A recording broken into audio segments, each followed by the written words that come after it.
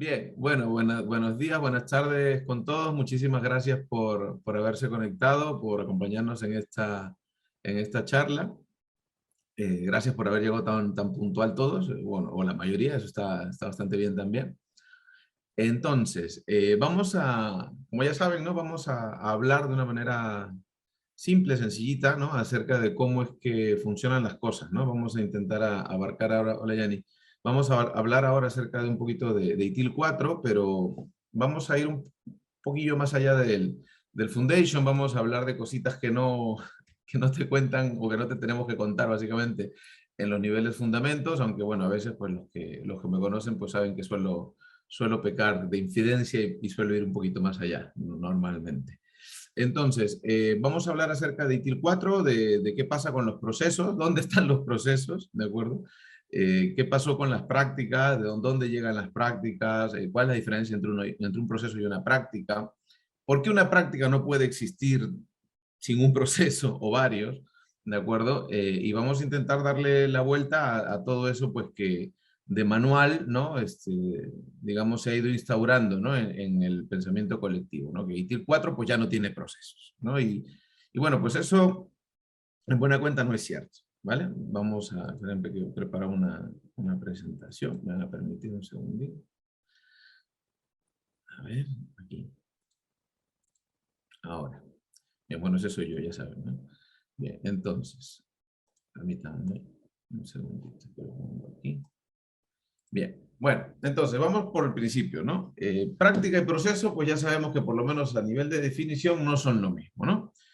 Según ITIL 4, ¿no? Porque luego podemos encontrar, si nos ponemos específicos, y podemos encontrar en la RAE diferentes tipos de acepciones para cada una de ellas, pero según ITIL 4, ¿de acuerdo? Una práctica no es otra cosa que un conjunto de recursos organizacionales o organizativos pensados o diseñados para poder realizar un trabajo o lograr un objetivo. Entiéndase, por ejemplo, gestionar las finanzas, gestionar incidentes, gestionar los activos, gestionar los proveedores, ¿no? Es como, digámoslo así, un objetivo, ¿de acuerdo? Un objetivo que debemos lograr de alguna manera. Siempre, ¿no? Siempre nosotros digámoslo así, por definición, manejábamos procesos dentro de IT, ¿cierto? Siempre tuvimos procesos, más o menos procesos, dependiendo de la versión en la que hayamos caído siempre, ¿no? Con uno u otro alcance, según, repito, según las versiones con las que hayamos ido trabajando, ¿cierto? Pero siempre teníamos la lógica de que, bueno, dentro de lo que fue en su momento el ciclo de vida del servicio, pues habían agrupaciones de procesos por cada una de estas fases, ¿no? Entonces, si recordábamos la etapa de la estrategia, pues teníamos allí a la gestión de la estrategia, la demanda, la gestión financiera, el portafolio, el BRM, etcétera, ¿de acuerdo? Entonces, esta manera de agrupar los procesos en fases nos fue dejando pues una serie de anécdotas y de experiencias muy simpáticas y a veces incluso complejas, ¿no? El primer problema que nos encontrábamos con ITIL 4, perdón, con las anteriores ediciones de ITIL, ¿no? Era que mucha gente no sabía exactamente por qué proceso empezar o de qué manera implementar cada uno de estos procesos. A veces también pecábamos digámoslo así, de fanáticos del libro, ¿no? En el sentido de el libro dice tal cosa, el proceso debería hacerse así, etcétera. Y eso nos llevaba a situaciones muy encorsetadas, ¿de acuerdo? Muy estructuradas, donde finalmente pues estábamos todos atrapados, ¿no? ¿Para qué nos vamos a engañar? Nos llevaban a situaciones donde por lo menos la gran mayoría habrá vivido que, oye, antes de que hubiera ITIL, esto era más fácil. ¿Sabes? Antes de que utilizáramos todo esto o antes de que pusiéramos esto en orden, las cosas eran más sencillas para nosotros, nos comunicábamos mejor, resolvíamos las cosas más rápido, no teníamos, entre comillas, tanta parafernalia, tanta escalada, tanto ticket, tanto portal, tantas historias. Y hemos pasado, por ejemplo, ¿no? Hemos pasado de una situación en la que, pues, oye, yo levantaba la mano, un compañero me ayudaba y el otro buscaba la pieza y el otro la instalaba, a una situación, pues, donde hay que llamar a un centro o a un sitio o a abrir un ticket a través de un portal, llegará a determinado fulanito, él decidirá con su criterio y experiencia si esto realmente es tan urgente como yo lo digo, se lo asignará a alguien, pues lo evaluará, dirá pues que esto no es aquí, lo mandará a otro lado, etcétera, ¿de acuerdo? Hasta que eso pueda terminar de una u otra forma derivando en un cambio, ¿vale? Y para este cambio, pues entramos en otra etapa parafernálica, ¿no? alguien abrirá la solicitud, esta será evaluada de alguna manera, se verá pues si hay un impacto operacional o no, ¿no? Habrán sugerencias para la aprobación o no de esta, esto irá a un comité, si es que hay espacio en este comité lo evaluarán, si no será en el siguiente, si te lo aprueban o no, pues habrá que planificarlo, etcétera, etcétera, ¿no? Y pasaba el tiempo, ¿no? Y pasaba el tiempo. Entonces, pasábamos de situaciones muy simples de nuestro día a día a una situación en la que por nuestra mejora, ¿de acuerdo? Por nuestra mejora y porque la empresa decidió hacer las cosas bien, teníamos una estructura que básicamente asfixiaba a la gran mayoría de personas, ¿no? La otra opción, ¿no? La otra opción era hacerlo básicamente como a ti te daba la gana, ¿no? Pero ¿dónde venía el tema? El tema venía donde tú te ponías a hacer lo que a ti mejor te parecía, pero luego por ahí llegaba pues la validación, ¿no? Oye, nos van a hacer una auditoría, necesitamos conocer la madurez de los procesos, queremos saber qué tan alineados estamos realmente a lo que dice ITIL, bla, bla, bla, bla, ¿no? Y al final obtenías un resultado donde simplemente pues estabas muy lejos de estar alineado o no tenías ni la más remota posibilidad de estar alineado realmente con ITIL. Un punto importante en esa situación es que no necesariamente necesitas estar alineado al 100% con ITIL para que las cosas funcionen, ¿de acuerdo? Y esa es la realidad del asunto. Te lo digo yo que llevo ya casi 20 años trabajando con este tema. Hay muchísimas organizaciones que no saben lo que es ITIL y funcionan bastante bien, ¿de acuerdo? Con lo cual, este conjunto de buenas prácticas en buena cuenta nos ayuda, ¿no? Nos ayuda, nos sirve de guía, nos apoya en ciertas decisiones, nos da, digámoslo así, pues cierta luz en el camino cuando no sabemos por dónde empezar a hacer ciertas cosas, tal, pero no está escrito sobre piedra y no es la verdad absoluta ni revelada. Eso empecemos por ahí, ¿de acuerdo? Entonces, esa situación donde manejábamos procesos muy estructurados, a veces muy enrevesados, donde a veces necesitábamos más gente de la que en realidad teníamos en la empresa para poner en marcha ciertos procesos, o procesos que requerían más roles que de los que yo podía asumir en realidad dentro de mi empresa, ¿no? Entonces, pasamos de esa situación que malentendida nos podía llevar a tener realmente un desastre, ¿no? Un pifostio, a, a una situación diferente, ¿de acuerdo? En esta última edición de ITIL 4, o de ITIL, que sería la edición 4, que ya lleva 3 años y medio en el mercado, el tiempo se ha pasado volando, 3 años y medio no es poco tiempo, ¿no? Que ya lleva 3 años y medio en el mercado, hubo un cambio importante. Bueno, hubieron varios, ¿de acuerdo? Pero uno importante que es el que nos atañe hoy en esta charla, es la de volaron los procesos, entre comillas, ¿eh? Vamos a ponerlo entre comillas, volaron los procesos.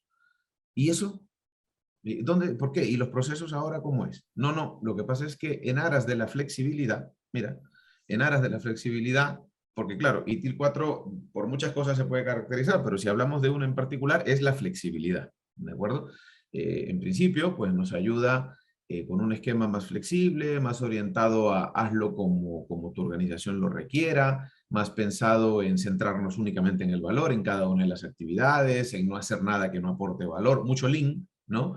A no caminar por un sitio donde no hace falta, si puedo ir por acá, no dar 3 pasos si puedo dar uno, etcétera, ¿no? Entonces, en esa línea de permitirnos o de proporcionarnos cierta flexibilidad para poder trabajar con estos procesos o con estas prácticas en realidad hoy en día, ¿no? ITIL lo que hace es, entre comillas, ¿no? Eliminar la propuesta original de procesos. Ya los procesos no están agrupados, ¿de acuerdo? Por fases, porque si de hecho, lo vamos a ver en un ratillo, si de hecho tú te pones a equiparar las cosas, pues antes teníamos un ciclo de vida del servicio que hoy en día podría equipararse a ese nivel con lo que llamamos la cadena de valor del servicio, no el sistema que va más arriba. Y esta cadena, ¿no? Tiene 5 fases, ¿no? Bueno, perdón, 6 fases, ¿no? Tiene plan, improve, engage, obtain and build, design and transition y deliver and support, ¿no? Entonces, estas 6 etapas no agrupan a los procesos, porque para empezar ya no están, ¿no? Lo que te dice es que la cadena va a generar valor o va a buscar entregar valor, ¿cierto? A través de las diferentes etapas, consumiendo a lo largo de ellas una combinación diferente o una combinación específica de fases, perdón, de prácticas, ¿de acuerdo? De prácticas. Estas prácticas finalmente lo que son objetivos, ¿de acuerdo? no están establecidos como proceso inicialmente, sino que son objetivos. Hay que gestionar, repito, las finanzas, hay que gestionar los incidentes, etcétera. ¿De acuerdo? Esto mismo, si le sirve de comparación, esto mismo pasó con COVID, ¿de acuerdo? Con COVID 2019, ¿no? No el bicho, sino el otro. Entonces, COVID 2019 también tuvo un cambio espectacular en su lanzamiento, que en realidad fue en el 2018, ¿no? Donde tampoco hay procesos ya, entre comillas, ¿no? Los procesos mágicos que teníamos en COVID, ¿cierto? También desaparecieron. Y se fueron reemplazados por una cosa que se llaman hoy en día los objetivos de gobierno y gestión. ¿Mm? En ITIL ya no hay procesos, entre comillas, fueron reemplazados por las prácticas, ¿de acuerdo? Por las prácticas. Estas prácticas te invitan, de alguna manera, a que la organización pueda adaptar su manera de trabajar a lo que ellos estiman oportuno o a lo que ellos realmente necesitan en cada situación desde un punto de vista más simple, ¿de acuerdo? En la búsqueda de la simplificación, llamámoslo así, y que esto permita que la organización cumpla con lo que hace falta cumplir, pero que lo haga realmente como necesita hacerlo, no rigiéndose necesariamente por una serie de procesos como los que ya conocíamos de manera anterior, ¿cierto? Con muchas aprobaciones, muchos escalamientos, muchas historias, etcétera, etcétera, ¿vale? Entonces, ITIL cambia la lógica de los procesos de toda la vida por las prácticas. Repito, una práctica no pasa a ser otra cosa que decíamos textualmente, ¿no? Un conjunto de recursos organizacionales diseñados para realizar un trabajo o lograr un objetivo, el que quieras, ¿de acuerdo? Y los procesos, que los tenemos todos muy vistos, ¿cierto? Son actividades o conjuntos de actividades que interactúan para transformar entradas en salidas, ¿de acuerdo? Lo que tú necesitas, lo que me dices que necesitas, en lo que yo te brindo que necesariamente busca satisfacer tu necesidad, ¿de acuerdo? Ahora, a ver, ¿dónde está esto? Clic, ahora sí. Entonces, las prácticas que nos plantean hoy en día en ITIL 4 están agrupadas en tres grandes bloques, ¿de acuerdo? En tres grandes bloques. Tenemos las prácticas de gestión general, que como su propio nombre indica, si todavía no te has enterado muy bien de qué van, las prácticas de gestión general son para administrar la empresa, para gobernar y gestionar la organización, la empresa, ¿de acuerdo? El alcance de ITIL 4 ya no es más el que teníamos antes, que jugábamos en tres de las cuatro capas, ¿no es cierto? Jugábamos en la capa de negocio, en la capa de servicio, en la capa técnica, con 2011, ¿cierto? Sino ahora nos vamos hasta arriba, a la capa corporativa, ¿de acuerdo? Entonces ya tenemos un alcance completamente corporate en el que tenemos una serie de prácticas que nos ayudan a, digámoslo así, organizar la casa desde un punto de vista empresa, ¿de acuerdo? Empresarial. No necesariamente unidad de servicio que satisface unidad de negocio, ¿no? No servicios que se operan, que se mantienen y se soportan, sino hay toda una capa de prácticas que sirven para administrar la empresa. Netamente la empresa. Sirva la empresa para vender coches, para construir edificios, para fabricar pintura, da exactamente igual. Tenga un área de tecnología más grande que la otra, eso da exactamente igual. Las prácticas de gestión general sirven para administrar la organización. Así pues, tú puedes encontrar prácticas ahí que te dejan claro para qué sirven, ¿no? Como la gestión de proveedores, que ya no son proveedores netamente del servicio, sino son proveedores de la empresa, ¿cierto? Ya cuando hablamos hoy en día de gestión de proveedores, ya no hablamos de los complementos, ¿no? En habilidades y competencias que me ayudan ¿no? a completar lo que yo no tengo para entregar un servicio. No, no. Ya estamos hablando de proveedores a nivel corporativo, para los servicios, para los productos, para los proyectos, para los programas, que además es el alcance actual que tiene el portafolio. También ha crecido muchísimo, ¿cierto? Entonces, tan es así que, por ejemplo, hoy en día cuando hablamos de gestión de proveedores, ¿de acuerdo? Ya no hablamos de la dinámica habitual, sino hablamos de SIAM, ¿no? Hablamos de SIAM, el Service Integration, ¿cierto? Entonces SIAM pues ya tiene una dinámica diferente, ya nos inclina hacia la, vamos a decirlo así, a la normalización de la gestión de contratos, ¿no? La identificación de las diferentes ramificaciones que puede tener un servicio dentro de la organización, para simplificar la manera en la que nosotros manejamos a los proveedores, ¿de acuerdo? Luego les pegaré por ahí un enlace del webinar de SIAM que di la vez pasada, ¿de acuerdo? Pero digamos que se maneja ya como algo mucho más grande, ¿de acuerdo? Con objetivos bastante más ambiciosos a nivel de empresa, ¿de acuerdo?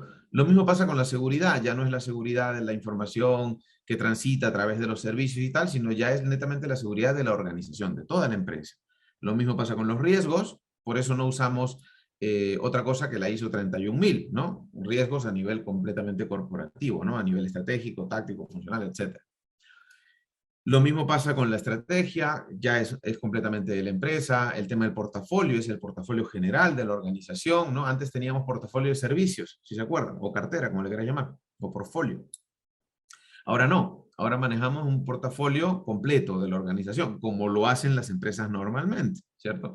A través de este portafolio gestionamos programas, proyectos, productos y servicios, tal cual, ¿no? Sabemos que todo servicio, antes de serlo, pues necesariamente fue un proyecto, ¿no? Que estos proyectos, en función de la envergadura, pueden servir para, pueden terminar siendo un programa, ¿no? Y que pueden servir para generar servicios o productos, ¿de acuerdo?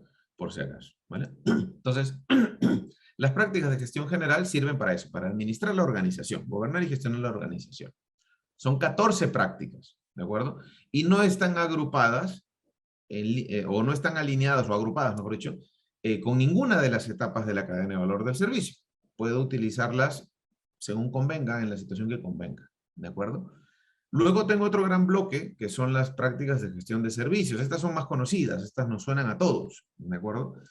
Que son otro grupo de 17, donde tienes disponibilidad, cambios, incidentes, requerimientos, activos, configuración, el service desk, etcétera, ¿de acuerdo? Que son ya netamente pensadas en la capa de negocio, en la capa de servicios y en la capa técnica, de las 3 capas, de las 4, ¿de acuerdo?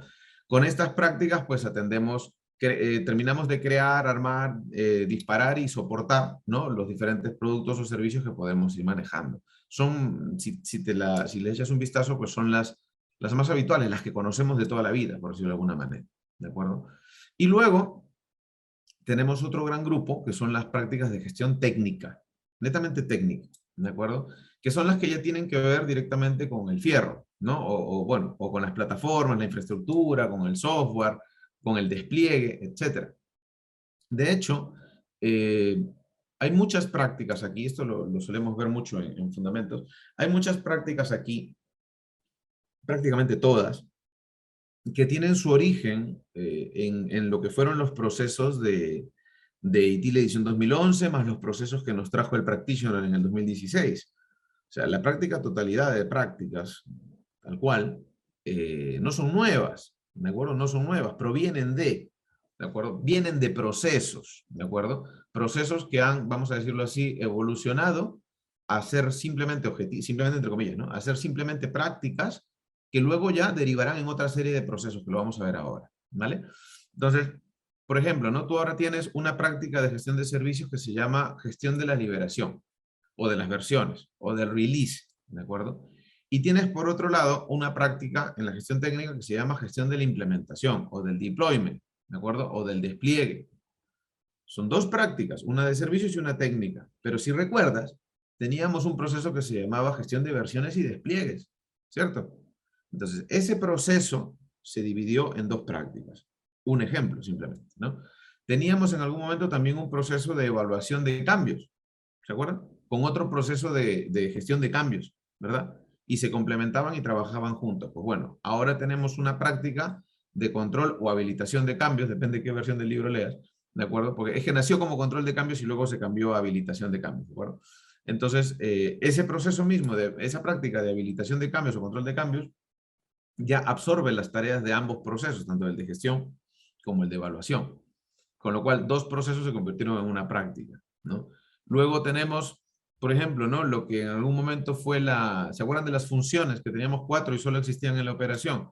Bueno, pues la función de mesa de ayuda pasó a ser una práctica que se llama Service Desk. La función de gestión técnica, o perdón, sí, la función de gestión técnica y la función de gestión de operaciones pasaron a ser una práctica, que es la de infraestructura y plataformas. Y la gestión de aplicaciones, otra práctica, pasó a ser la gestión, desarrollo y gestión del software. ¿De acuerdo? Y así han ido variando. Lo que llamábamos antes gestión del conocimiento como proceso, ahora son dos prácticas. Gestión del conocimiento, medición y reporte. Son dos prácticas.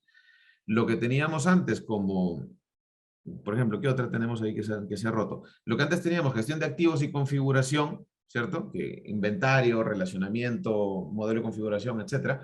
Ahora tenemos dos prácticas, una que es gestión de activos de tecnología y otro que es gestión de la configuración. Un solo proceso que se ha dividido en dos prácticas. También han cambiado los alcances.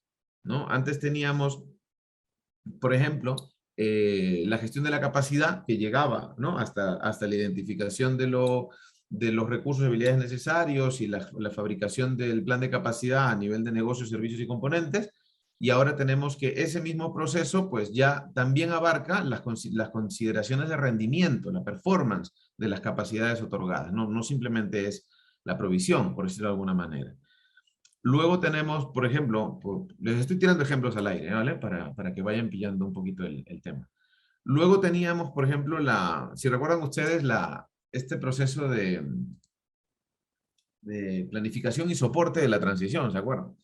Que era un proceso, pues que, entre comillas, pues lo que nos proporcionaba era una gestión de proyectos, ¿no? Para poder tener todo controlado en tiempo, costo, alcance de cara a la puesta en marcha y todas las demás historias. Bueno, pues ese proceso ya no está, pero tenemos uno que se llama gestión de proyectos, por ejemplo, ¿no? Entonces, las cosas han ido evolucionando de alguna manera, simplificándose, ¿de acuerdo?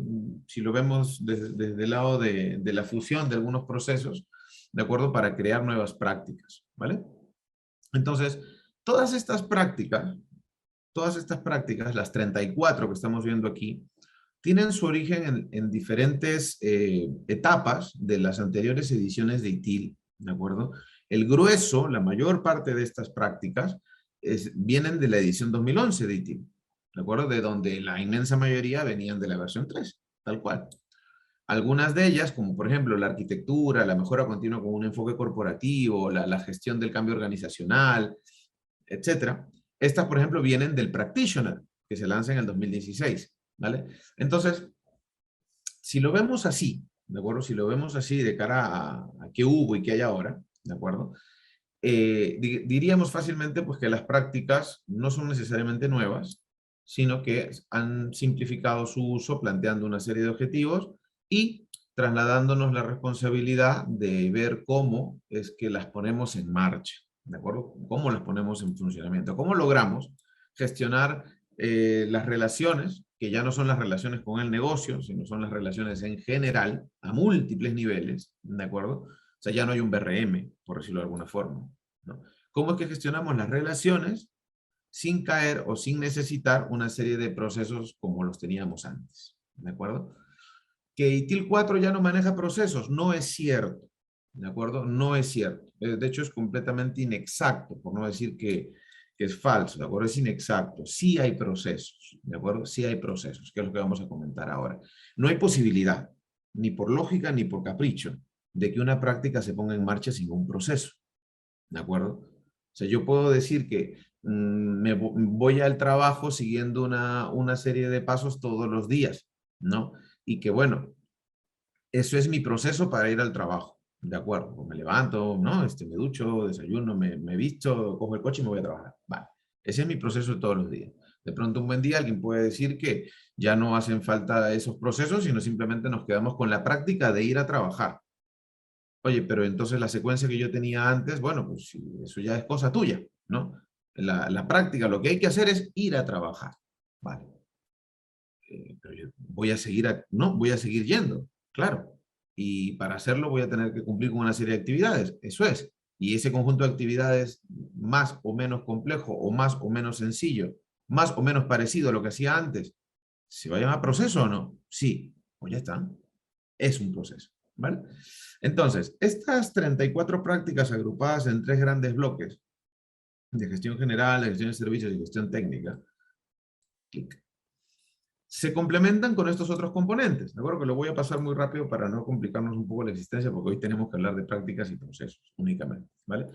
Estos componentes, ¿de acuerdo? Si los queremos ver, o si los queremos entender rápido, necesariamente nos tenemos que remontar a las ediciones anteriores, ¿cierto? Tenemos ahora una cosa que se llaman las 4 dimensiones, ¿cierto? Las 4 dimensiones del servicio. Salvo que seas muy joven o te hayas sumado a la novela ya solamente en la versión 4 o en la edición 4, mejor dicho, estas 4 dinámicas, estas 4 dimensiones se parecen a algo, ¿no es cierto?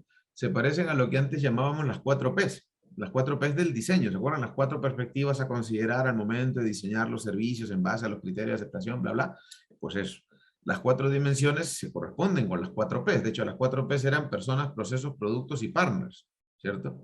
Ahora las 4 dimensiones son organizaciones y personas, ¿no? La que era procesos, ahora son cadenas de valor y procesos. La que eran productos, productos hacía referencia a plataformas, ¿no? Herramientas, etcétera. Ahora se llama información y tecnología. Y la P de partners, pues ahora es partners y proveedores, ¿no? Socios y proveedores. Ya sabes tú que un socio y un proveedor no son lo mismo, ¿no? El grado de afectación y de implicación no es lo mismo, ¿vale? Esto siempre lo decimos en la formación, ¿no? En una tortilla ¿no? Con chorizo, ¿no? La gallina, ¿no? La gallina está implicada, ¿no? O está involucrada, pero el cerdo está... No, la gallina está implicada, pero el cerdo está involucrado, ¿no? Se está comprometido. ¿Por qué? Porque la gallina finalmente pone huevos, pero sigue viva. El cerdo no, el cerdo está muerto, ¿cierto? Para poder hacer chorizo. Pues pasa lo mismo, ¿no? Un proveedor y un socio no son lo mismo, ¿vale? Estas 4 dimensiones siguen siendo la influencia principal sobre los productos y servicios que nosotros vamos a crear, ¿cierto? Intentando de alguna forma pues entregar valor a través de la creación de estos. Estas 4 dimensiones, además, están bajo la influencia de algo más, que está más arriba todavía, que son los factores externos, que es lo que siempre cuando hemos hablado de servicios y de prácticas empresariales, hemos considerado como los factores de influencia, ¿no? Los factores políticos, económicos, sociales, culturales, ¿cierto? Hoy en día, ya de manera formal, ITIL 4 ya nos habla de 6, que es el clásico PESTEL, ¿no? Político, económico, social, tecnológico, ambiental y legal, o PESTLE, como lo quieras ver, ¿vale? Que son los factores de influencia, los que hacen que ningún servicio sea igual, ¿no? A otro, que ninguna oferta de mercado sea igual, así sea el mismo producto o así sea el mismo servicio en diferentes zonas o en diferentes condiciones o contextos, ¿no? O sea, no es lo mismo los servicios o productos que tú vendes o comercializas, no sé, pues en Bogotá, que en Santiago, que en el DF o en Madrid. No, no es lo mismo. ¿Por qué? Pero si es el mismo producto, es el mismo servicio, ya, pero es que las condiciones son diferentes, pues, ¿no?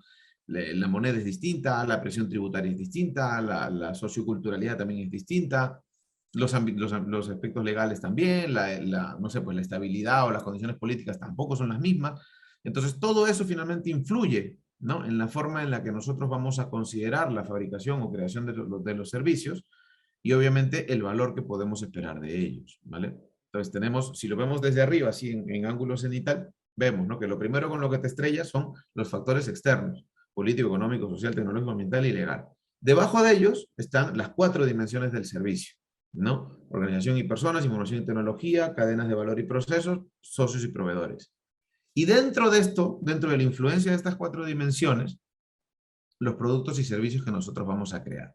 Para poder crear esos productos y o servicios, aparece en escena el sistema de valor del servicio. Esta cosita que vemos acá, que no es un rombo mal hecho, sino son unas cajitas en 3D que no se aprecian bien, ¿vale?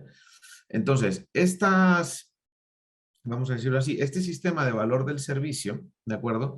Tiene al centro de todo, tiene la cadena de valor, que es lo que vemos aquí a la derecha, esto que vemos aquí, ¿de acuerdo? Tiene la cadena de valor al centro de todo. De hecho, si te percatas, ¿cierto? Si te percatas aquí, vemos que la oportunidad o la necesidad, ¿no? Entra hasta la cadena hará lo que tenga que hacer y de la cadena saldrá, en el mejor de los casos, el valor esperado, ¿de acuerdo? La experiencia y la percepción esperada por parte del cliente. Pero esta cadena, que está al centro del sistema de valor, tiene otra serie de condicionantes, ¿no? Está envuelta, ¿no? Por otras capas, ¿no? Como las cebollas, como dice Shrek, ¿no? Entonces, lo primero que cubre la cadena, ¿de acuerdo? Lo primero que cubre la cadena son el órgano de gobierno y las benditas prácticas de las que estamos hablando ahora, ¿no? El órgano de gobierno, como sabemos, ¿no? El steering committee, ¿no? El órgano rector dentro de la organización, como le quieras llamar o como lo conozcas tú, que también es parte de lo que nos dice la 38500, de lo que nos dice COVID, etcétera, ¿no? Este órgano de gobierno es el que marca la pauta, el rumbo, la misión, visión, ¿no? Los objetivos principales de la organización. ¿A dónde va la empresa? ¿No? Bajo la influencia, ¿no? Bajo la influencia del mercado, de las condiciones y del contexto natural. O sea, ningún órgano de gobierno va a decir, vamos para allá, si hay que ir para allá, a menos que estés cometiendo un error, ¿cierto? Y las prácticas, como te decía. Las prácticas que son las que me van a permitir, estas de aquí, ¿no? Son las que me van a permitir que la cadena, a través de sus diferentes etapas, convierta esta necesidad en valor, ¿de acuerdo? A través de las diferentes etapas de la propia cadena, ¿de acuerdo? Utilizaremos una serie de prácticas, ¿no? En la combinación que corresponda, a través de cada una de ellas. Algunas tantas con la etapa de Engage, otras tantas en Design and Transition, otras en Deliver and Support, Obtain and Build otras tantas, etcétera, ¿de acuerdo? Tal cual. De hecho, las condiciones de plan y de improve, que son dos etapas también de la cadena, están conectadas al mismo nivel. Entonces, por ejemplo, si te das cuenta, si superpones la cadena sobre el sistema de valor, te darás cuenta que plan engancha justo con governance. Y no es coincidencia. Plan engancha con governance porque la principal razón de ser de la etapa de plan es validar, ¿no? Validar que todo lo que va a ocurrir dentro de la cadena, en búsqueda de la creación de valor, por supuesto, está, vamos a decirlo así, restringido, ¿no? O está alineado, sería mejor, ¿no? Está alineado con lo que establece el órgano de gobierno, ¿de acuerdo? O sea, si tu organización no debe contratar con el Estado, imagínate, ¿no? Por temas reputacionales, o no puede participar, o no debe participar con ningún tipo de organización, o mejor dicho, en ningún proyecto donde no tenga una garantía de un 30% de rentabilidad, y eso está marcado por la organización como restricciones, ¿cierto? Es de lo primero que se va a enterar la cadena. A través de plan se validan las restricciones que da el órgano de gobierno y se aplican a toda la cadena, ¿de acuerdo? A toda la cadena. De esa manera, pues, entre comillas, ¿no? Porque al final nada es perfecto. De esa manera, podríamos tener, entre comillas, repito, la certeza de que todo lo que está ocurriendo en la cadena está alineado con lo que busca el negocio, ¿no? ¿Se acuerdan la famosa frase de hay que alinear nuestros objetivos, ¿no? Con los objetivos de la empresa? Pues eso, ¿de acuerdo? Y por otro lado, si te das cuenta, la etapa de improve, ¿no? Calza con la etapa de las prácticas, ¿vale? Lo que se busca es que a través de la cadena se apliquen los principios de mejora continua permanentemente en todas las etapas y en el uso de las diferentes prácticas que vamos a aplicar para poder generar estas cadenas de valor, ¿de acuerdo? Esta cadena de valor que estamos viendo aquí es, vamos a llamarlo así, es el componente de lo que tendría una cadena, ¿de acuerdo? A nivel estructura únicamente. No quiere decir que haya solo una. Cadenas de valor van a haber N. O sea, tantas cadenas de valor como servicios y o productos vayamos a crear, ¿de acuerdo? Entonces tú dices, ¿pero por qué productos? No, si esto no era servicios, tan... Sí, lo que pasa es que hoy en día ya hablamos de producto, perdón, hablamos de servicios digitales, principalmente, ¿cierto? Entonces estos servicios digitales pues no pueden funcionar, no tienen razón de ser si no van sobre algún producto. O sea, no hay un servicio de préstamos personales online del banco X que no corra sobre un portal o sobre una plataforma, ¿cierto? O sobre un aplicativo. Ese es el producto, ¿vale? Entonces tenemos que los servicios hoy en día requieren de productos, ¿no? Para poder trabajar, ¿no? Para poder llegar al cliente o al consumidor. Igual que el móvil, ¿no? La compañía de telecomunicaciones X me brinda pues una línea espectacular con 3.000 millones de minutos, 3.300 trillones de megas, a €1. Pues fantástico, qué alegría, ¿no? Pero si no tengo el teléfono, ¿no? Si no tengo el equipo móvil, pues esa tarifa ya sabes tú quién la va a usar, nadie, ¿no? Entonces hay una dependencia, ¿cierto? Como el de hardware-software, igual, ¿vale? Entonces, por eso es que ahora podemos trabajar productos y servicios, hace falta, ¿cierto? Hace falta. Repito, según la envergadura del producto y o del servicio, esto en lugar de ser un proyecto, podría ser un programa, ¿de acuerdo? Acuérdense siempre de eso. Entonces, eso como parte de la primera capa, ¿no? Que cubre la cadena de valor. Por encima está la parte más, otra capa, perdón, que digamos que es la capa filosofal, ¿vale? Donde están los principios guía, ¿de acuerdo? O los principios rectores, que ya los traíamos del Little Practitioner, donde teníamos 9, no 7, ¿vale? Y la mejora continua a nivel corporativo, ¿de acuerdo? Es decir, ya no hablamos de la mejora continua del servicio o del producto o del día a día, que también existe, ¿de acuerdo?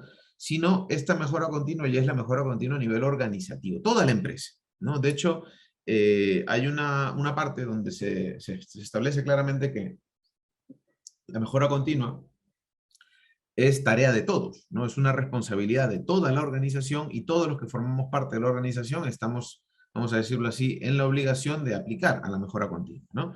siguiendo, pues ya, eso ya lo sabes, ¿no? Siguiendo el modelo de los 7 pasos, ¿no? De dónde estoy ahora, dónde quiero estar, si recuerdo, etcétera. Entonces, este conjunto de principios guía y de prácticas y de órganos de gobierno y de mejora continua, etcétera, envuelven a la cadena que buscará entregar valor de alguna forma, ¿de acuerdo? Por otro lado, tenemos los principios guía, que te los mencionaba hace un rato, que los tienes ahí, que provienen de lo que fue el practitioner, y estos principios, te los pongo ahí en particular, me faltó pegar el cuadro de mejora continua. Están ahí en particular porque son de obligatoria aplicación, vamos a decirlo así. Lo que se dice es que yo debo aplicar estos principios guía en todas las actividades que se desarrollen dentro de la organización, en todas, sin importar el lugar, el origen o el objetivo en sí de la actividad dentro de la organización. Estos principios se deben aplicar, ¿no? Enfócate en el valor, empieza desde donde estás, ¿cómo se llama? Progresa y trabaja iterativamente, colabora y promueve la visibilidad, etcétera, ¿no? Piensa y trabaja holísticamente, manténlo simple y práctico y optimiza y automatiza, ¿vale? Entonces, estos principios guía, se aplican sobre todas las actividades de la cadena, sobre todas las implicancias del sistema de valor, al momento de hacer definiciones o propuestas dentro de las dimensiones del servicio, al momento de aplicar cualquiera de estas prácticas y los procesos que están debajo, etcétera, ¿de acuerdo? Entonces, digamos que de los principales cambios que hemos tenido en ITIL ha sido esto, ¿no? Hemos reemplazado vamos a decirlo así, hemos reemplazado un ciclo de vida del servicio por una cadena, ¿no? Hemos reemplazado 4 P's por 4 dimensiones, hemos, digámoslo así, inclinado el tema para darle más equilibrio, en el sentido de que el valor es co-creado, ¿no? Ya no es un problema únicamente del proveedor de servicios, sino ya es un problema y responsabilidad tanto del proveedor como del consumidor, ¿no? Cosillas importantes. Los principios, las prácticas, etcétera, que claro, a muchos de ustedes, ¿no? A muchos de ustedes que lo están viendo por primera vez, a lo mejor les resultará pues, nuevo y completamente ajeno a mucho de lo que habéis visto antes con ITIL.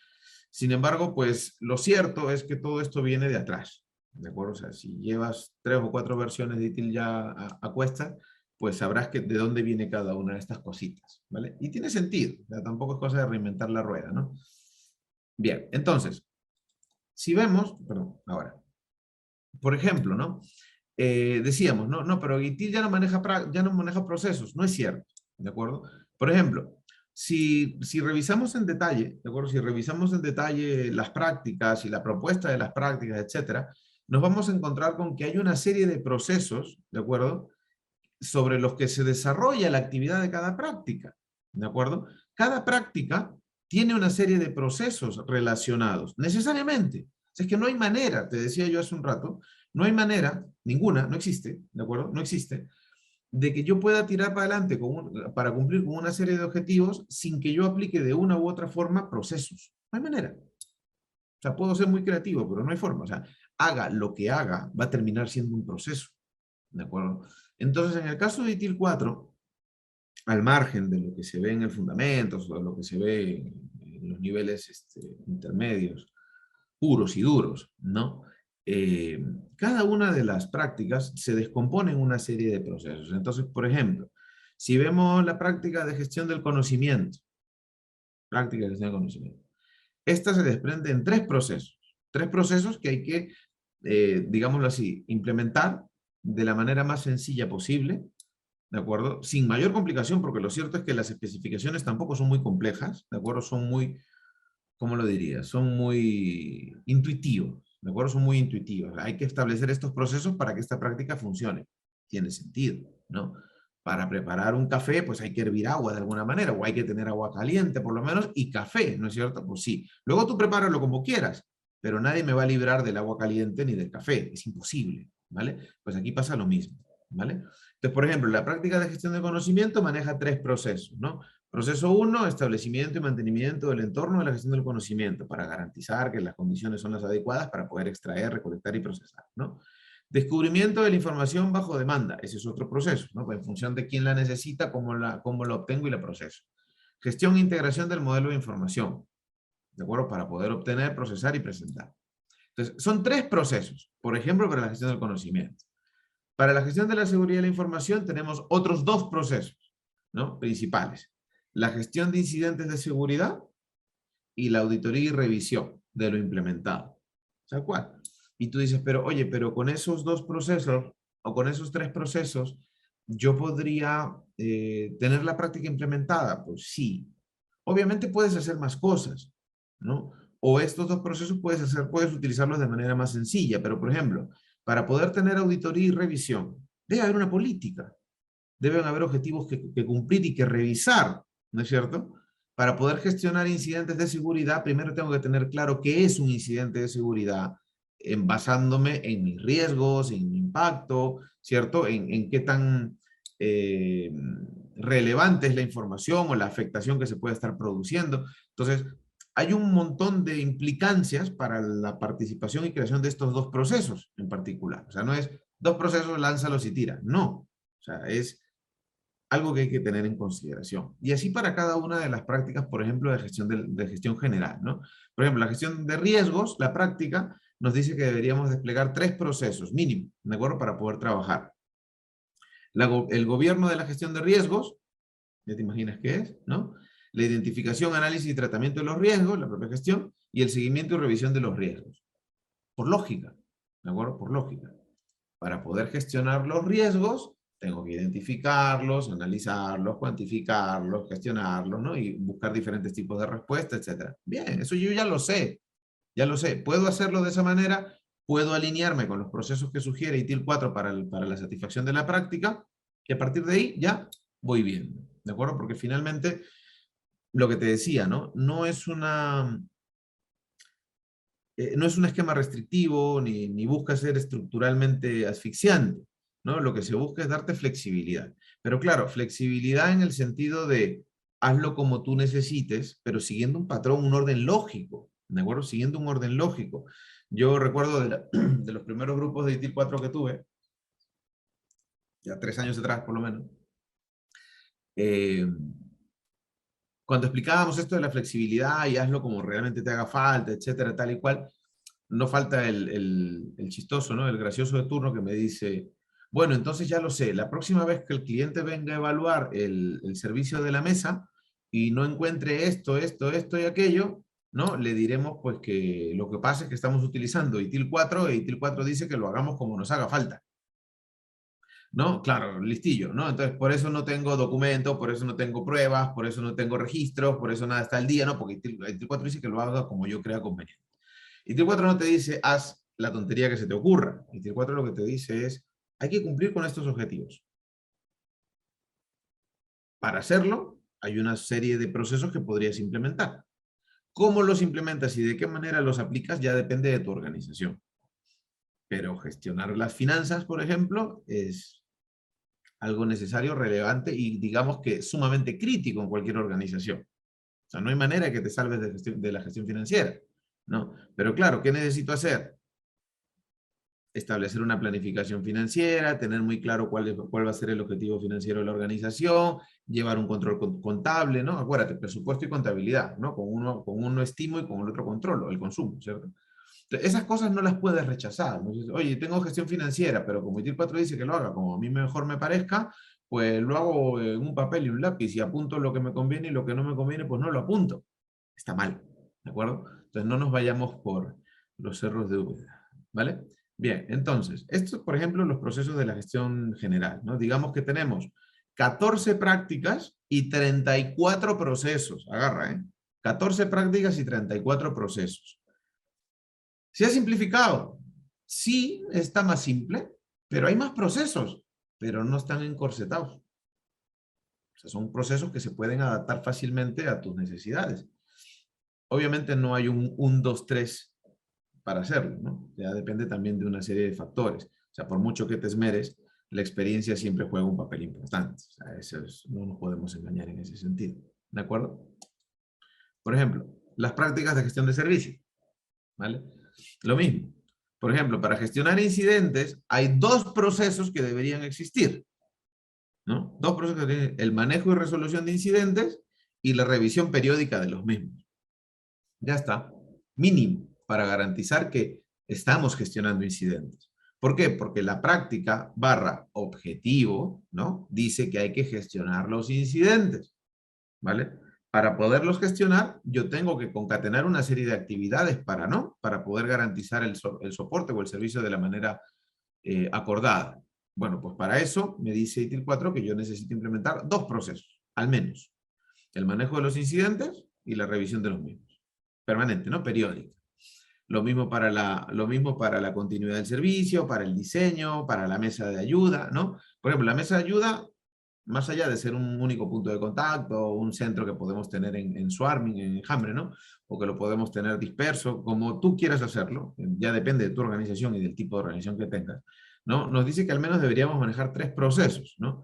La gestión y consultas de usuarios, ¿no? La comunicación con los usuarios y la optimización de la mesa en sí, ¿no? O sea, cómo nos comunicamos con el usuario, cómo gestionamos sus consultas o peticiones, ¿no? Y cómo hacemos para mejorar. Listo. Partiendo del hecho de que el Service Desk para ITIL 4 pues es el centro neurálgico del universo, ¿no? La atención con el cliente, el que garantiza el user experience, el que garantiza el viaje adecuado, el que garantiza un montón de cosas, ¿no? O sea, pasa de ser el único punto de contacto o de buscar ser el único punto de contacto a, además de eso, buscar ser el centro de acopio de la satisfacción, ¿de acuerdo? Para poder gestionar todo dentro de una buena experiencia, ¿vale? Ahí les he pintado la gestión de problemas porque es un ejemplo que vamos a ver en un ratillo, ¿vale? Entonces, por ejemplo, en el caso de las prácticas de gestión de servicios, ¿no? Tenemos eso, tenemos 17 prácticas, lo que hemos dicho, y un total de 44 procesos, ¿de acuerdo? 44 procesos. 17 prácticas, 44 procesos. Entonces, oye, pero entonces ahora hay más procesos que antes. Sí, con un enfoque diferente, pero sí, hay más procesos.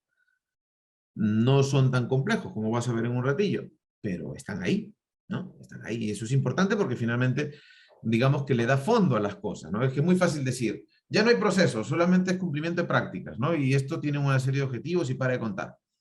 Ya, pero, a ver, ¿no? ¿Cómo me organizo? ¿Cómo lo hago? ¿No? ¿Cómo me auditan? Primer punto, ¿no? ¿Cómo hago para que me auditen? ¿O cómo hago para demostrar que estoy cumpliendo con la práctica? ¿Cómo hago para demostrar que eso de gestión de problemas o gestión de incidentes es algo que yo realmente estoy haciendo? ¿No? No, porque yo puedo decir, no, la práctica dice que lo haga como yo quiera y yo decido, ¿no? Que se hace con 2 clics y, ¿no? Un boli y un folio de papel. Ya está. Eso está mal, ¿no? Entonces, la manera de poder demostrar que se sigue una secuencia lógica, que se cumple con una serie de criterios, que hay un análisis de por medio, que hay actividades vinculadas y que hay manera de hacer seguimiento y comprobación, son los procesos que hay detrás de cada práctica. ¿De acuerdo?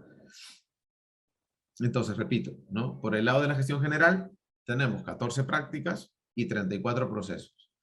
Por la de gestión de servicios, tenemos 17 prácticas y 44 procesos. Agarra, ¿eh? Y en la gestión técnica, tenemos 2 y lo que haga falta. ¿De acuerdo? Tenemos 3 prácticas, ¿no? Gestión de implementación, infraestructura y plataformas y desarrollo y gestión del software. Bien. Tenemos 2 procesos para el tema de la implementación o despliegue o deployment, como lo quieras llamar. La implementación en sí, ¿de acuerdo? Y el desarrollo y revisión de los modelos de implementación. Para de contar. No hay más. Pero luego tenemos las otras 2 prácticas de infraestructura y plataformas y desarrollo y gestión del software, para lo cual, como ya te habrás imaginado, no hay manera de establecer un proceso u otro, ¿de acuerdo? Lo que te dice ITIL 4 en este caso es que existen numerosos modelos para gestionar el software, para gestionar el desarrollo, miles de técnicas para hacer las cosas como hagan falta hacerlas, ¿de acuerdo? Lo mismo para la infraestructura, muchísimos modelos de desarrollo, de nuevas infraestructuras, etcétera. O sea, no hay manera de que el marco ITIL 4 en este caso te centre en 1, 2, 3 o 5 procesos. Simplemente te dice que de los múltiples modelos que existen en el mercado, ¿de acuerdo? Selecciones el que te resulte más útil y lo utilices, ¿no? Pero que lo utilices, que declares el modelo que vas a usar, ¿no? Y que lo uses, no que lo hagas como a ti te apetezca. Entonces, si yo declaro que voy a utilizar el modelo de, no sé, pues Extreme Programming, ¿no? Vinculado con Scrum, por ejemplo, etcétera, pues entonces ya mi unidad de medida será el XP y el Scrum. Entonces, cuando yo tenga que demostrar que estoy cumpliendo con la práctica, diré, yo utilizo estos dos, y estos dos implican todo esto de acá. ¿Y lo estás haciendo? Pues sí, mira, puedo demostrarlo de aquella forma. ¿De acuerdo? Eso es importante. Entonces, tenemos hasta ahí, ¿no? Dos procesos, ¿de acuerdo? Tres prácticas, dos procesos. ¿Vale? ¿Vale? Entonces, si lo vemos hasta ahí, ¿qué tenemos? Tenemos 34 prácticas y más de 80 procesos. 80 procesos declarados, ¿de acuerdo? A los que sumaríamos, ¿no? A los que sumaríamos los procesos que nos hagan falta para poder gestionar el software, ¿no? El desarrollo y la gestión del software, la infraestructura y las plataformas. ¿Esos procesos cuántos serían? Pues depende. ¿De qué? De la cantidad perdón, del modelo que utilices o de la técnica que utilices para gestionar la infraestructura y el software. Ya depende de eso. Entonces tenemos una realidad en medio de esto, ¿no? ¿Existen procesos en ITIL 4? Sí, claro que hay. Es ilógico pensar que no. Pero ITIL 4 lo que pone hoy delante son las prácticas, ¿no? Con una serie de objetivos, como COVID, igual, COVID 2019. Objetivos de gobierno y gestión. ¿Pero no hay procesos? Claro que hay procesos. Lo mismo pasa en ITIL 4. Tenemos 34 prácticas, vamos a llamarlos así, 34 objetivos, ¿de acuerdo? En ámbito general 14, en servicios 17, a nivel técnico 3, 34 objetivos que cumplir, ¿de acuerdo? La bendición, por decirlo de alguna manera, ¿no? La bendición para hacerlo lo más alineado, lo más personalizado hacia tu organización posible, ¿no? O sea, para que esos objetivos se puedan cumplir en función de lo que tu organización realmente necesita y no más, ¿de acuerdo? Y 80 procesos que pueden servirte como guía para el trabajo en ese día a día, ¿de acuerdo? En ese día a día. Entonces, claro, 34 prácticas y más de 80 procesos es un número interesante, ¿no? Entonces, por ejemplo, ¿no? ¿Qué es lo que les contaba hace un rato? Por ejemplo, no, yo ahora estoy compartiendo mi vida con un proyecto muy simpático, ¿vale? Donde me está tocando ver la parte de problemas y cambios y otras cosillas, ¿no? Donde nos lo pasamos muy bonito de manera internacional, ¿vale? Entonces, he tomado el tema de problemas porque es algo que he tenido que trabajar hace muy poquito, ¿vale? Entonces, pues la gestión de problemas, ¿no es cierto? Nos dice que debemos gestionar los problemas, evidentemente, ¿no es cierto? Nuestra lógica sigue siendo la misma, la de toda nuestra vida, ¿no? Identificar causa raíz, evitar recurrencia, identificar la recurrencia antes de que se convierta en algo mayor, ¿no? Este análisis de estadísticas, etcétera, etcétera, ¿no? Y antes pues teníamos toda una dinámica gigantesca para trabajar los problemas. Hoy en día la práctica de gestión de problemas, ¿de acuerdo? Nos plantea cuatro procesos, ¿de acuerdo? Cuatro procesos además con un criterio muy simplificado, ¿no? Uno sería la identificación proactiva de problemas, ¿de acuerdo? La reactiva, ya sabemos, ¿no? La proactiva, perdón que me ría. La gestión proactiva de problemas es cuando yo soy el gestor de problemas, ¿no? Entre otras cosas. Yo como gestor de problemas me pongo a analizar la data, las estadísticas, los patrones, el comportamiento, navego, ¿no? Me lanzo y empiezo a navegar en medio de todos los registros y todo lo que hay para ir identificando, ¿no? Y tratando de identificar situaciones que podrían convertirse en un problema o que están ocasionando muchos incidentes de manera recurrente. Gestión proactiva, mía, ¿de acuerdo? Luego está la reactiva, ¿no? Oye, desde un área en particular o un sistema o algo me ha lanzado, ¿no? Me ha lanzado la alerta de que, oye, esto podría ser un problema, esto parece que es un problema, o directamente alguien abrió un problema y te lo envía, ¿no? Obviamente tú le vas a dar tratamiento, si es que eso no es un problema, etcétera, etcétera, pero ya van dos, ¿no? Proactivo o reactivo. Por otro lado está el control de los problemas, ¿de acuerdo? Y el control de los errores conocidos, ¿de acuerdo? Que ya vamos viendo. Entonces, si vemos aquí, por ejemplo, ¿no? Aquí tenemos un proceso muy simple, ¿de acuerdo? Muy simple, que habla acerca de la identificación proactiva de los problemas, ¿no? Que tiene múltiples fuentes, ¿no? Múltiples fuentes de información, de dónde viene, qué lo ocasionó, de dónde me llega, pero básicamente es información o resultados de monitorización o datos de impacto, ¿de acuerdo? Datos relacionados. Entonces, ¿qué es lo que hago en este proceso de identificación proactiva? Tres cosas. Tres cosas. Reviso la información que recibo, ¿no? O la que yo indago, ¿no? Registro el problema, lo categorizo y lo asigno. No hago más. Ya está. No hago más. ¿Cuál es el resultado de este proceso? Pues los comentarios acerca del registro del problema. Este problema se registró de tal manera con la información que recibimos. El análisis previo, ¿no? Esa información que va a permitir que luego los resolutores reales del problema, los que van a tener que realmente buscar la solución, en el mejor de los casos, van a tener que leer, ¿de acuerdo? Oye, este problema se recibió de esta forma, se ha identificado como tal, porque hemos identificado, yo qué sé, tal recurrencia en tal fecha, en tal fecha, en tal fecha, ¿no? Esto en el sistema tal, en el área tal, información. ¿De acuerdo? Información. Resultado de la identificación proactiva. No es complicado. ¿De acuerdo? No tiene mucha ciencia, vamos a decirlo así. De hecho, si te das cuenta, es muy de criterio puro. ¿De acuerdo? Es muy de criterio, muy de lógica. ¿Vale? Hay gente que le gusta complicarse la existencia, ¿no? Obviamente, pero normalmente pues suelen ser cosas un poco más sencillas, más hoy en día. ¿Vale? El proceso de la gestión reactiva, más simple todavía, ¿no?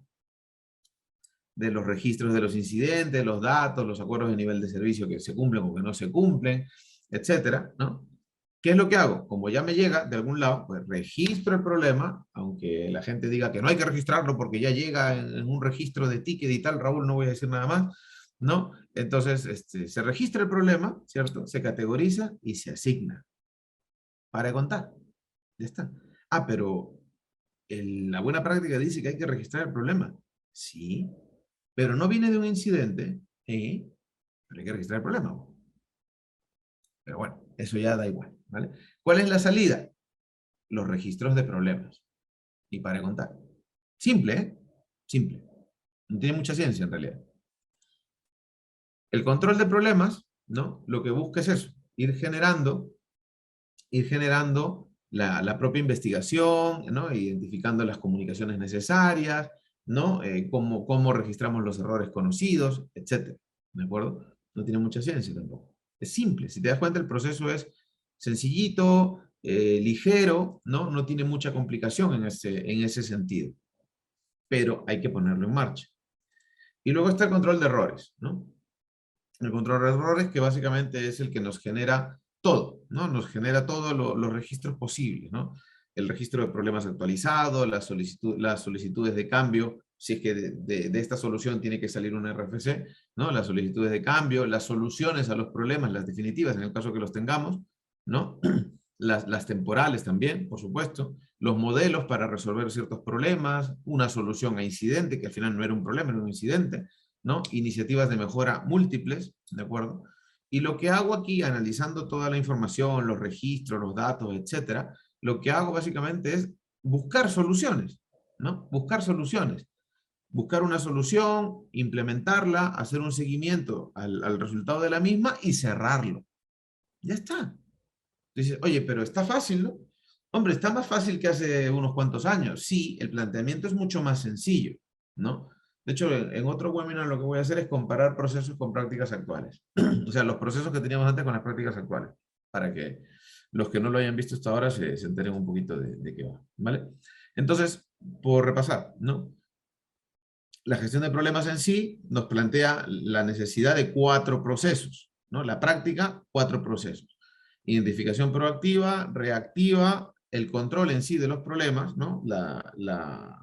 Donde se desprende el tema de la investigación y la comunicación, ¿no? Y el control de los errores para la generación de registros, peticiones, soluciones, etc. ¿De acuerdo? ¿Tengo tiempo? Bien. Entonces, hasta aquí, ¿alguna pregunta? ¿Alguna duda? ¿Les ha quedado claro? ¿Algo no ha quedado claro? ¿Qué tal? ¿Cómo está, profesor? Mi nombre es Diana Ponce. ¿Qué tal? ¿Cómo está? Bien. Una consulta, ya que te estaba haciendo la consulta de si habían preguntas.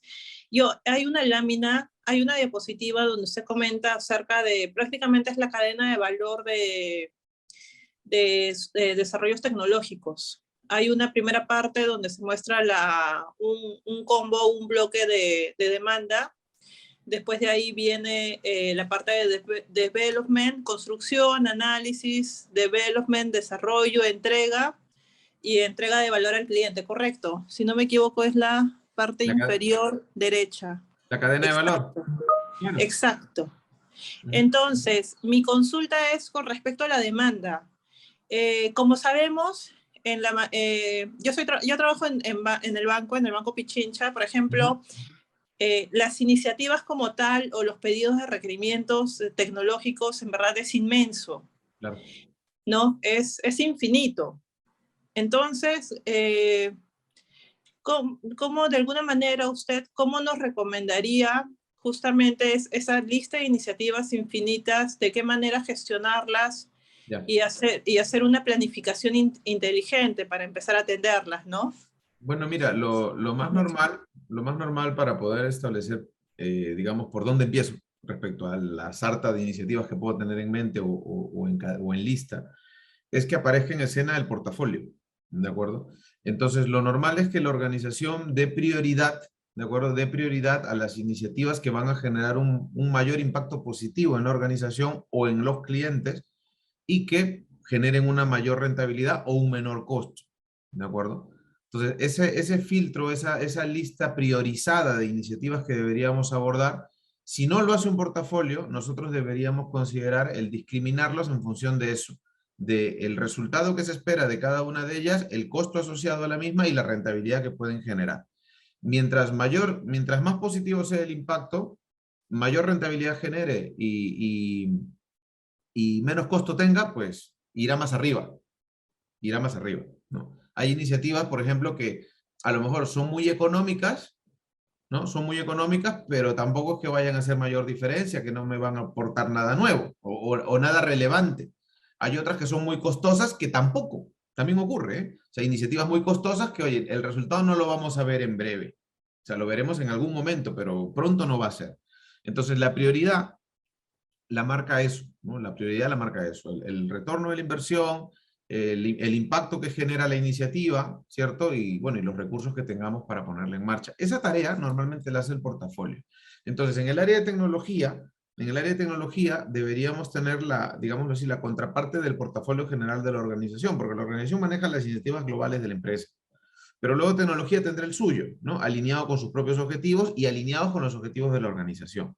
En base a eso, por ejemplo, si tú tienes que desarrollar, imagínate, si tienes que desarrollar 2 aplicativos y uno de ellos es para incrementar, yo qué sé, uno de ellos va a llegar más directamente al consumidor y va a generar una mejor experiencia y probablemente nos consiga más negocio, ¿de acuerdo? Y la otra, entre comillas, simplemente es un aplicativo por el cual el cliente va a poder hacer consultas a sus movimientos los fines de semana, ¿de acuerdo? Pues entre las dos, por lo menos en el ejemplo, ¿no? La que mayor resultado o la que mayor positividad tendría sería la que llega al cliente y nos generaría mayor negocio.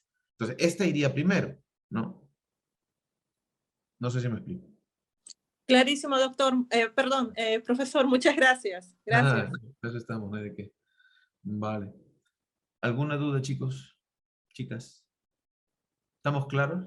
Hoy he querido ser preciso para no quedarnos acá 2 o 3 horas, como me suele pasar. ¿Vale? Entonces yo creo que ha quedado claro, ¿no? Si no tienen dudas, si no tienen mayores complicaciones, les voy a dejar aquí en